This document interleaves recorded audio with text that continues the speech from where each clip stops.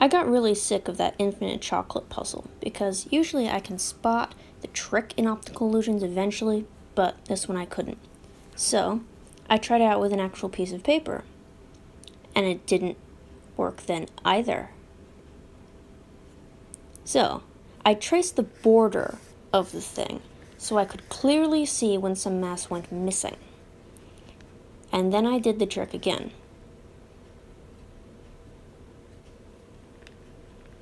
As you can see, it definitely gets smaller. So I wrote in the percentage, roughly, of each broken piece of chocolate. That way, we can see if they add up to 100 again once the swap has been made.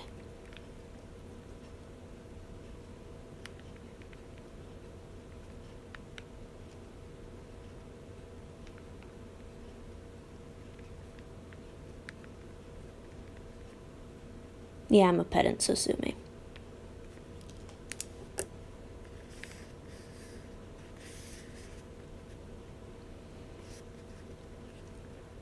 And voila, they absolutely do not add up to 100. That's how we're losing a piece of chocolate here, by losing a little bit of mass out of the middle of every one of these chocolate squares that gets cut through. And so, I know this is the bit you were all waiting for.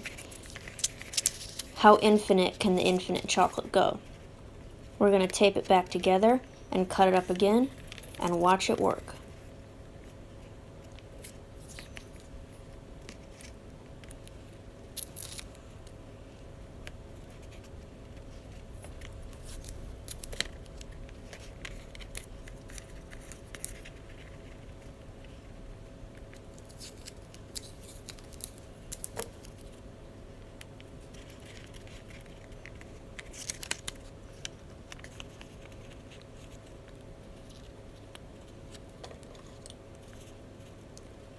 So the cut is about 3 squares down, which puts it about here, and we'll try and keep it as parallel to the first cut as possible.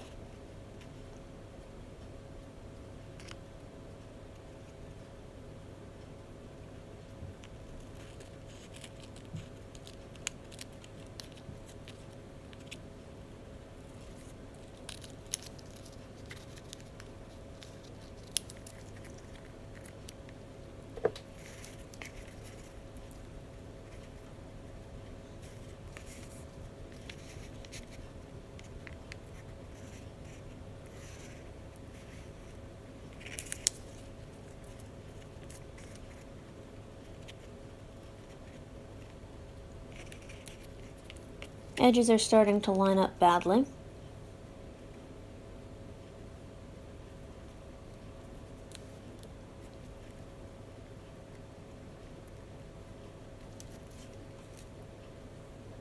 You can see we're missing even more space now.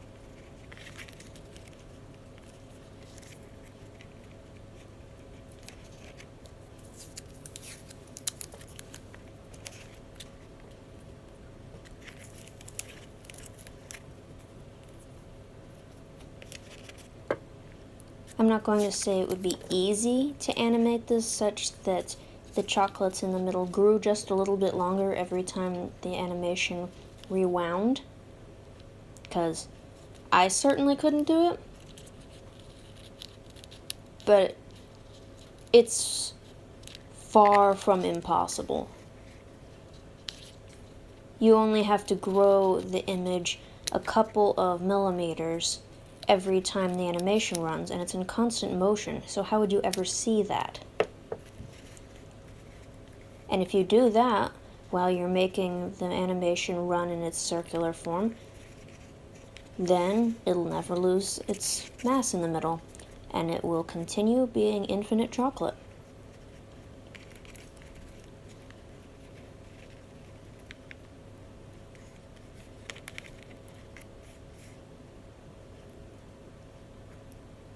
Yeah, now we really can't tell what is going on with the divide here. We've still got 5 squares by 5 squares, but where they break is not so clear.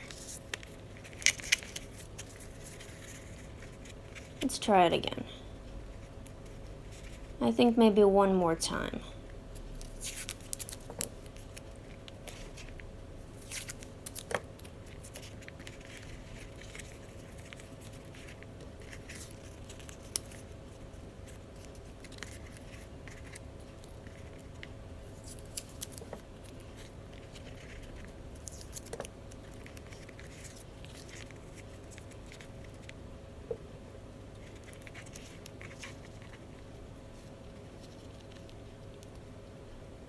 Cutting partway down the third square doesn't really work anymore because the third square down is now shorter than it used to be, visibly. So we'll just make another parallel cut, see what happens.